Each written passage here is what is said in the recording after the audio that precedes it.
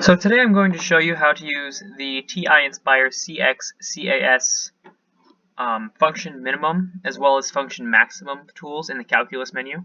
So to start out, you're going to go to menu, calculus, and then down here you'll see 7 and 8, function min and function max. So these are basically used the same way. So I'm just going to show you how to use one, and then I'm sure you can go from there. So to start out, you're going to want to put your function, whatever that may be. Let's say I have w to the 4th power minus 2w squared, plus 3.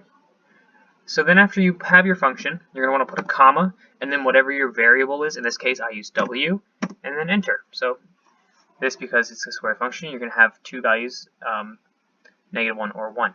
And then the function maximum, we're going to do the same exact thing, calculus function maximum this time, and again, w to the 4th minus 2w squared plus 3w, and then again, comma, w, and negative infinity or positive infinity. So that's really all there is to this function. It's pretty simple to use, and I'm just going to go ahead and graph it.